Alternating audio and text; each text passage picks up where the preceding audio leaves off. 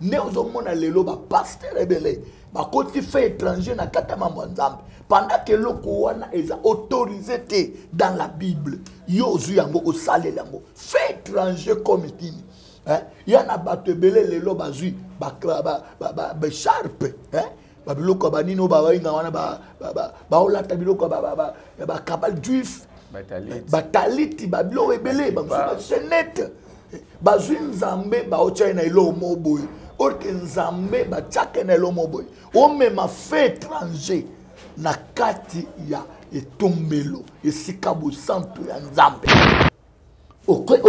école des prophètes les jeunes prophètes azali na école wana mais c'est le Joël Francis Joël Francis Joël Francis et puis c'est quelqu'un qui est élevé dans la magie hein? Ce qui est le secret qu'on appelle ça yo mon frère j'irai simbangolelo je pense que je ne mange pas les mots tous les prophètes oba sakulaka anabalinette namis sont des faux prophètes signe ya liboso ya koyeba un faux prophète un faux pasteur tous les pasteurs tous les prophètes oba la na ba chaîne tamilai ba beba déjà abat ba kota na ba kabal juif signe ya mi balo koyebela musala nzamba lokutezana ba bag et na kate ba bag on a plus ou moins plus de 7 sortes de bagues. La bague moko izakana muto amaseke ntaba. Lokola ngombe boy. Izabali ya bato ya maikari basailaka. Ba bague ba versas. Ce sont des choses bato ba olata ba musu par sentiment, nzonde ba okota na kotaki na ba monde tene ba ebate. Troisième signe, au mona signe bato ba balata ba bague oyo likolo na mwizaka rouge boy. Za rouge boy likolo na seli bende likolo la rouge ou le quoi liso izali bar ya bataba rose quoi bataba rose quoi balata kango ba prophète ba bimi na ba école wana chaque prophète il faut ka chance là na motuke ça veut dire mais un homme de Dieu hein nazo ko limiter bien que nzelango izaka na ngamba gauche so moni prophète pasteur a chenzela na mutuna ye mais na ngamba gauche ba chaka na droite. Voilà, merci très chers internautes. Bandeko nyonso bolanda kabiso na 4 coins du monde, c'est votre humble serviteur, le frère Jires Mokwa Nazane Sengo. Yako salela bino émission Mkololelo à travers notre chaîne le prophète Nim Richard. Nazala rapena na Sengo ton na vanda na basala nzambe ton na solo na basala nzambe sala kanga esengo makasi. Nelo baka musala nzambe de benganga. Nga pena kanga maboko te pamba te na mwana basali ya nzambe. Pourquoi? Kopanza kaka sango malamu ko sunga mabote belé oza ya kokangama parce que tant autokomi et komi trop dur tika to fongola bana na nzambe nini to memeli bino mokolo lelo ezali réalité à notre frère jeune frère oya sili kotika biso alors ba raison bimi tellement belé mouchoir bague donc il y a plusieurs choses au réalisateur oh tu sais la biso séquence à la photo et aussi il y a des images au ba tu sais la biso toujours ba jeune prophète qu'est-ce qu'il y a bazo luka nini bazana pocha nini alors ba nani ba sali makambo nyonso ekoma bwe pourquoi kakebete lié ye mutagene ko luka nzambe ye mutagene ko belela nzambe pourquoi kaki kaka ebetele azalaki na problème nanani ensemble avec l'homme de Dieu oh azako accompagner le prophète Nimericha nous allons décortiquer ça tout au long de cette émission. Et grand merci à Pasteur Rodrigue, pourquoi pas Maman Youyou, Navi la personne, toute la famille, moi, je vous dis bonjour, bonsoir. Là où Bozo Landabiso, mon réalisateur, derrière la caméra, je tiens les noms. Ceux qui ont même parole, il faut que la caméra la présenter maintenant. Invité, on a copié déjà. Bonjour, prophète. Oui, bonjour, monsieur Jires. Boni. Nzambazo Sunga. Nzambazo Kamba. Ngolo Kimezali. Tozali koyekola toujours musala nzambe parce que musala nzambe yekola yango musala nzambe yekola yango bayekola yango bayekola ka spiritualité to bayekola ka ko sela nzambe non koyekola ko salela nzambe bayekola ka parce que okoki jamais ko salela nzambe soki oyekoli yango te hein. Ce qui même comme il faut. David a lobby et toi mon fils Salomon connais le Dieu de ton père. Tu ne peux pas connaître sans toutefois qu'il va l'accès. Tu ne peux pas connaître. Bah yekola kayango. No mona tozali ko yekola. Parce que yemo ko yesu ndeka yeba nyoso. Muto yebi nyoso na mambanza mais Paul azoloba nous prophétisons en partie. Nous prophétisons en partie. Donc ndenge toza muto akoloba kenga na yebi nyoso azate. Mais tozali ko yekola. Merci l'homme de Dieu. Tika to banda pena lombango likamwa moko ya basakoli lokola yo. Oh ya kina ko lukanzambe na ngomba kake beteli akufa. Alors après liwana ye makambo pena ebimi mo ebele. Avant toko 34 vivre à sujet na biso. On peut commencer par la prière. Bon, te faisons l'émission. Merci Adonai notre Dieu to pambolio parce que permettre biso to mekana kokota susu na ndaku ya bana na yo na monde entier. Quel que soit bisika bakulanda biso zambe pole ekota lumière ya connaissance ekota na kombo na Yesu Christ. Amen. Amen. L'homme de Dieu. Oui papa Dieu. Nzamba zaka na ngomba. Nzamba vanda na ngomba. Lelo tozomona mbatu nyonso pona sala service atike église azo service au photo salonga na ngomba. Prière na kangisi bana na keko lukaba na ngomba sko église bozala na musala na ezala. Elo konde mingi fo nameka ko yebisa bana nzambe nzambe na biso babengi omnipotent omniscient omniprésent aza nzambe ya bisika nyonso bisika nyonso oyo kobela nzambe nzamba oyo kayo mais lelo mingi na comme komona bana nzambe. Donc c'est ce qu'on appelle par trafic de l'influence. Ok na ngomba ok ko bon lanza eza trafic de l'influence nzambe ake ko m'isoler azala yemoko akimi mili. Mais ce qu'il faut ka ok na ngomba ko mi kangana na chambre de ou bien ko mi kangana na permanence d'église. Il faut que ngomba voilà des conséquences et puis ngomba ya na ba mambo ebele. Papa biloko wana eza biloko moko bato balingi ba trafic. Et puis muto azo ke ngomba il faut miso ba photo. Muto ke ngomba miso ba vidéo. Omona muto sa me na ngomba. Azo ko afficher ngona nini? Est-ce que za bongo? Prière il faut za la afficher. Yo zo bondela ukangi ba photo o publier ke mawombi kaka mawombi. Qu'est-ce que ça veut dire? Eza bato moko ya trafic de l'influence. Balingi juste ba yeba bango mais en réalité mama sala eza bon nzambe. Ndenge nini mosala nzambe jeune serviteur ndeti to mona ba photo wana akeko luka nzambe dikuka kebeta ebomaye nzambe mutabomie to peza na makambo nini o esaliki kaki yaka ko beta e to mone même elina ba prophète abala bele la moto et tumbe le prophète abala kokate Eli a réussi ça mais comment mosala nzambe ko ke na ngomba akeko luka nzambe kake beta e Naouti kosala émission oyo mais je dois en parler encore parce que na loba ki na bana nzambe je dois venir dire la vérité.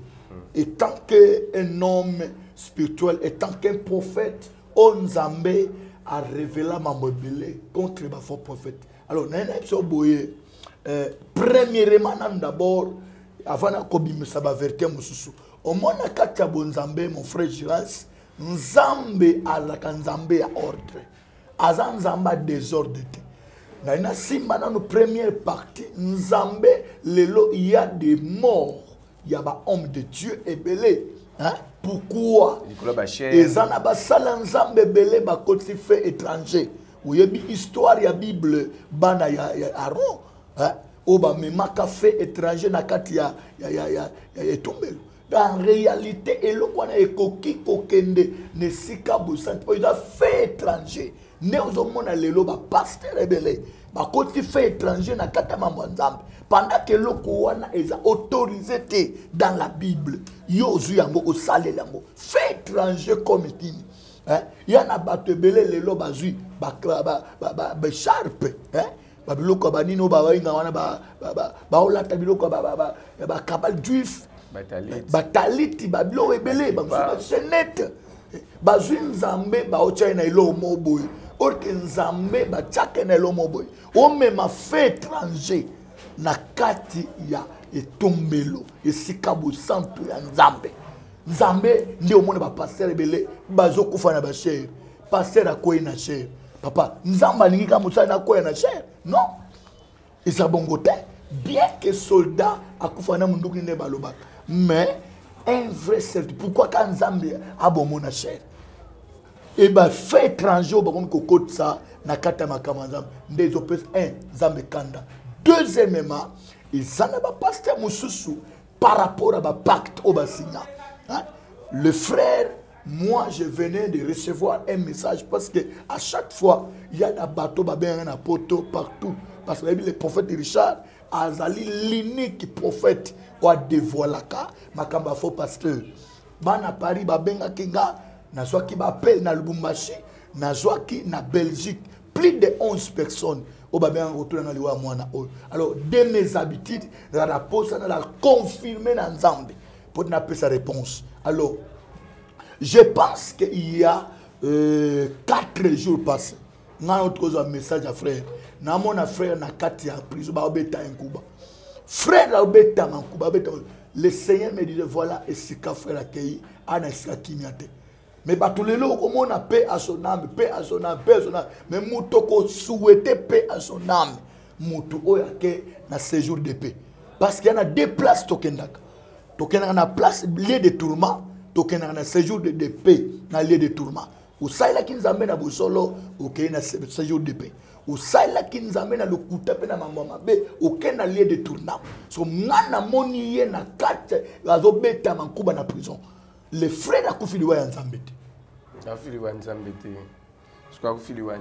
Les frères, c'est quelqu'un déjà assez à côté déjà dans le monde de la magie, dans le monde de la science occulte. Hein? Les frères, c'est quelqu'un déjà c'est à Pengwa qui déjà Azamotumoko abimi na école. Il y a un jeune prophète Moko, bien que Azamotumoko Yebani, Azana renommé Makas. Hein? Parce que dans le Congo, il y a aussi des écoles du prophète. Mais si on attend que le connaît, le Tomoyoka, école des prophètes, Tomoyoka, école de guérison. Papa, guérison, que tant de l'école. École de guérison, c'est le Saint-Esprit qui opère la guérison. N'est-ce pas le Saint-Esprit? Alors pourquoi autant cette école de guérison?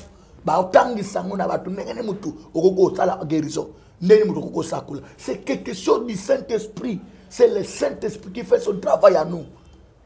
École des prophètes. Les jeunes prophètes, ils ont une école. Mais c'est le Joël Francis. Joël Francis, et puis c'est quelqu'un qui est élevé dans la magie. Ce qui est le secret, qu'on appelle ça, mon frère, je reste Simbangolelo. Je pense que je ne mange pas les mots. Tous les prophètes, Obasakulaka, Ana Balinette Namis, sont des faux prophètes. Balinette, comme on est en Côte d'Ivoire. Bateka Balinette, on a Côte d'Ivoire. Bateka Moso Latiango. Sokotali Batunio son Balatango Babela Misute. Et puis Linette a mis ce Yebanaka. Sotali Batouana Balata, tous les hommes de Dieu. Oba Nini na prophète. Prophète nous sommes à Sakula, on a Balinette. Et puis au Koyoka, avance prophète. Avancer. C'est Dieu qui doit avancer. Parce que c'est Dieu qui fait son travail, c'est lui qui donne les messages. Ce n'est pas un prophète. Alors pourquoi dire au prophète avance? Pour dire, et puis au Komona, pour yeba que prophétie wana eza nzambete. Au moment où prophète a olobani, parce que il y a un problème dans Nzambe. A olobate que Dieu me montre. A olobani, je vois dans mon esprit. Ce sont des choses, bah yekoli na monde occulte. Au lieu que Dieu me montre. Parce que que Nzamba côté silikila ye, Nzamba fait na monde occulte, bah yebi que Nzamba silika. Bah yebi que Yesu silika. Atombo kaka, tant on me fait étranger. Ndé au monde ba prophète, je vois dans mon esprit. Ah, il y a un moment où Dieu m'a dit, je vois dans mon esprit. Dieu m'a dit à Kolobangote que Dieu me dit non. Ou bien Jésus me montre, je vois dans mon esprit. Pour yebi que ataye asumu ki na yetali yete esprit ndemoni. Do asumu ki na yetali ne ko wanza. Do yezo mon ke esprit ndemoni ya nzambe te. Ayebi ke mambo ya moni wana za nzambe te mto laxie. Za mambo na ye muka omona. Do amona na ba mystique na ye. Des places bana nzambe ba comprendre comment un prophète doit dire je vois dans mon esprit. Par là que Dieu me montre, mais je vois dans mon esprit. Papa, bana nzambe faut pas fungola mayele. Les jeunes prophètes, c'est quelqu'un au hasard qui déjà dans l'école, il y a un prophète Joël Francis. Ndenga sawa na kota dans le monde de loge. à côté qui déjà na cabal juif nomoni tant azo kufa ça ba prière na ba service na ye au mona awlata batalit babak j'avais donné quelques signes parce que je vais en dire encore nako bimisa babilo kwana comment détecter un faux prophète hein parce que les lobato ba comme une sainteté hypocrite sainteté hypocrite est comme difficile pour yeba muto mabe pe muto malamu bilo to yeba ke muto mabe tam susu ko mona prophète a sale kobo mais lelo pour moi même mutu o kaza mabe eza passe ba komi bomba o komi batela ne ba ben sainteté hypocrite. Les frères étaient à l'école, il y a Joël France alors tant aux frères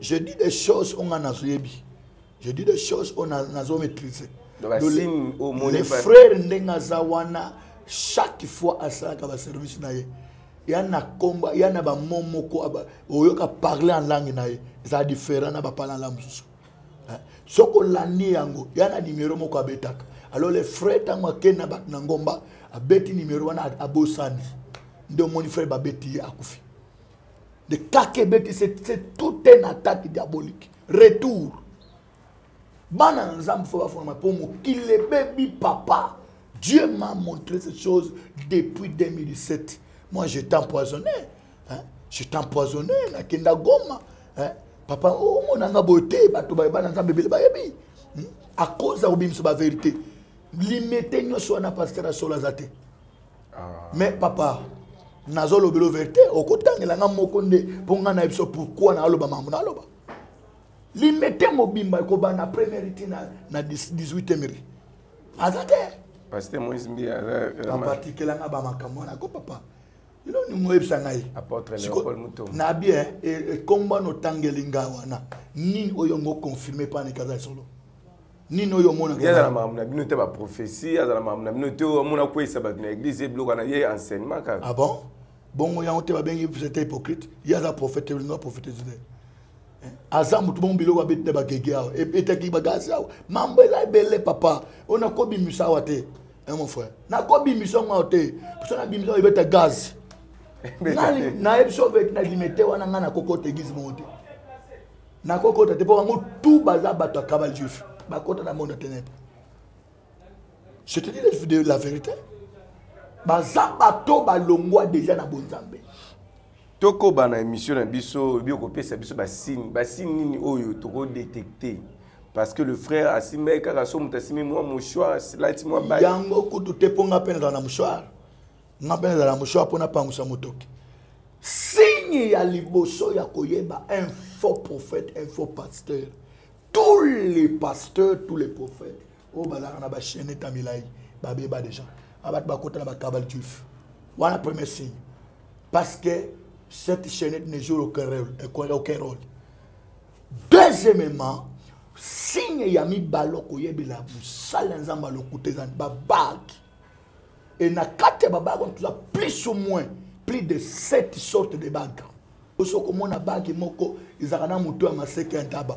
Lokola ngombe boy izabali ya bato ya maikari basailaka ubaki muso mona babaga ba versas ce sont des choses bato ba olata ba musu par sentiment nzo ande ba okota na otak na ba monde tene ba ebate via bato yebi ba place wana olata baga versas mutu ya versas là c'est figuratif na monde ténèbres tant aux tant lobelango olata baga ya oyebi te que ça veut dire bilong na lo ba papa na zwango na message na ka somo no ka somo troisième signe au mona signe bato babaka balalata ba bagi oyo likolo na mwiza ka rouge boy za rouge boy likolo na seli bende likolo ka la rouge boy lokwa liso izali ba ya bato ba rose quoi bata ba rose quoi balata kango ba onde balata c'est que moi je suis un homme de Dieu ne peut pas porter des bagues ne peut pas porter, sauf bague à porter, bague à mariage.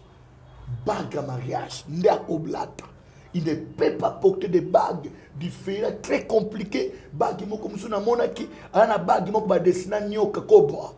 Papa, Ce sont des choses oyo, ils sont significatifs. Mais moi, je dois en dire pour éclaircir dans l'ignorance. Parce que Jésus revient, je dois dire la vérité. Pendant que Yesu alaksango, na kobombate papa. Yesu autour na lobelo makambo bomba pourquoi? Ce sont des choses que Dieu m'a montrées. Je dois dire aux enfants de Dieu. Tous ces gens-là, babéba. Tous ces gens-là. Et cinquième signe, au monde de l'eau. Prophète au babimi na ba école wana chaque prophète il faut que chance là na motu qu'est-ce ça veut dire mais un homme de Dieu nazo ko limiter bien que nzelango izaka na ngamba gauche so moni prophète pasteur a nzela na mutu na ye mais na ngamba gauche ba chaka na droite so ko tient na droite izana mamona mais gauche et ara significatif papa. Tous les bateaux basalaka ndengwa nikolo banini ko moni nzela o nzela na landa c'est nzela mo et même on a monde de ténèbres signe moko diabolique et puis au mona ngoti au mona falite na simba mais au mona kate so ça bateau mobo mais bible histoire ba exemplaire toi ba modèle son modèle interprétation to comme ko imiter mo que bible n'imiter pas le monde n'aimez pas le monde ni les choses qui sont dans le monde yo tchenzela qu'est-ce que ça veut dire? Ola te babang, qu'est-ce que ça veut dire? Ce sont des gens, pas des gens. C'est le temps de la vérité pour sauver un plus grand nombre de gens. Il y a bateau, bakobe, talibakou, il y a kolanabiso. Livre Joël les yeux et ses bisous au dernier temps, vos fils, vos filles prophétiseront, les jeunes, les veillards auront des songes. Les autres monde peut jeune garçon et belé jeune tout presque moi si mes belles tous sont des prophètes des prophétesses ou les prophètes sont mon jeune car prophète prophétesse prophétesse tant on est jeune Seigneur va prophétiser tout pesaka avant ou ils ont même ba te belé na katia monde. Mais quelle prophétie que Dieu avait parlé dans le livre de Joël? Quelle prophétie? Prophétie je vois kende ebebisi mokiliti lelo mutu omolo tabando tabija na prophète lelo mutu a comment zo don ya professeur bina qu'est-ce l'église papa est-ce que d'abord même les jeunes prophètes a kufa kwana est-ce que un appel spirituel deuxièmement est-ce que les jeunes prophètes wana vraiment nzamba bengai est-ce que les jeunes a un ministère c'est une information tout que peut en a bengai mon frère nous ne pouvons jamais comparer les dons de la prophétie et les ministères prophétiques. Moi, je suis un prophète du ministère, prophète de la parole, mais j'ai aussi les dons prophétiques. Donc je prophétise, mais je ne peux pas prendre les dons de la prophétie qui est comme l'église ensemble. Donc la prophétie comme l'église. Les hommes, tout le monde, moi, Simoko, Aizuli Kabako, jusqu'au Sako, le bien que l'autre bandoto, à ça l'église. Ndebilo et Benji Malher na mukilo. Oyo kakoto oba violente, pasteur sali, bazabaton zamba bengate. Bazabato azumo likabo a commission mo likaba sur la gambongo. Mais un prophète a outé pas ensemble, il doit détailler le temps de la fin parce qu'il faut abîmer ça prophétie biblique. Tanin tozanango par rapport à ce qui a été dit dans l'Apocalypse tozana tanin par rapport à l'enlèvement de l'église. C'est ça un vrai prophète oyo azu ministère ensemble. C'est pas dire un prophète.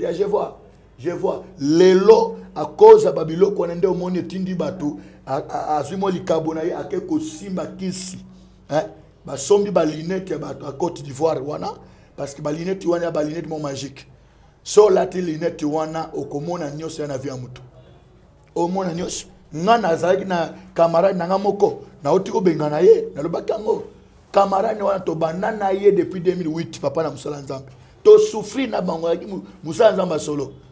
Mais camarade wana koti na kabal juif aye aipsinga mon frère niveau ton église boyo il faut qu'on na kabal juif pour yeba na makasi na yepsi mon frère nzambe o abenganga akosala kina yeba pe ezana tina te na yeba na batu me na yeba na nzambe te okoyeba na batu me nzambe ebiote me nzambe nda yebanga jeune problème kota na kabal juif na bengani ye c'est bima na ndako nanga bima na biro nanga pourquoi parce que za mutu moka mebelinga séduction bango bazo sala évangélisation na bango molili de baza wana bazo nyamone bakosa na ba école bakosa na babenga na même na ba église na bango na bango église na bango soki nga mutu lokola nga na ba kisite na kete akuna na bebiso makambo na bango jamais na cher na ye akoma sa pasteur mususu waza na nzambe bato na bango kaka nde omona kaka ba prophète ba matawana o kaka ba prophète ndenge moko na bango po baza eza raison mobimba ba yeba ndenge basala.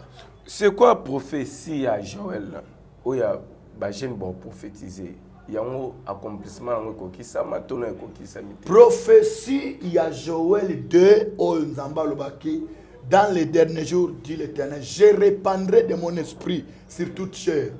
Prophétie wana eye kokokisa makanteske et kokisa mi na chambre haute. Amen. Soko tali na acte des apôtres kuna komona avant Jésus amata likolo, qu'est-ce que Jésus avait dit? Jésus a dit ne vous éloignez pas vite de Jérusalem. Oh là, mon frère, ne vous éloignez pas vite de Jérusalem, mais attendez. Bazelani, attendez ce que le Père vous a promis. Qu'est-ce qu'il nous a promis? Parce que et c'est pas ça ni bayamba molimo. Molimo wana ya on nzamba prometa bango. Parce que molimo ça na tangwa kala azalaka permanent kat na mutu. Pour te prophétiser, il faut onction équite. Même sur Tali makamba Samson. Samson tant a commis liboso lion. La Bible dit l'esprit de l'Éternel les saisit et il déchira les lions. Donc molimo na nzamba bando vanda permanent na kata nzoto amutute. Abando vanda permanent na nzoto amutute. Molimo santa banda kinde koyaka a utiliser yo akei. A sali akei. Menzamba lobi ekozala subongote. Abi mikolezo yanga nzamba na usani na osopa molimo na ngai. Likola bana bino mikole. Donc na moto nyoso yambi Yesu azada droit ya koyama molimo santo.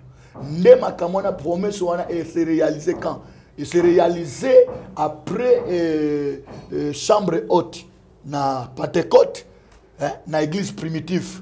Oh ba disciple bazalaki, Yesu a dit ba bokende mangu bokima mangu Jérusalem te. Jérusalem qui veut dire ville de paix. Jérusalem qui veut dire ville de paix. Alors bakima Jérusalem te me bazani bazela. Nde omoni ba disciple bazalaki kozela. Bazalaki kozela bazwa molimo. Tape molimo yé de moni Pierre Jourouana a teya ki sa madame 3000 personnes. Oh yes alobila ke Joël Babil prophète Joël alobila ke bako prophétiser. C'est-à-dire bako teya liloba nzambe. Liloba nzambe zaka te passer ka fois te yango non. Mutu nyoso na molimo santo, il doit parler de Jésus. Donc prophétiser la prophétie de la parole. C'est la parole. La prophétie de la parole. Parce que la vraie prophétie que Joël 2 a la prophétie de la parole. Et la prophétie que je vois, prophétie de la parole.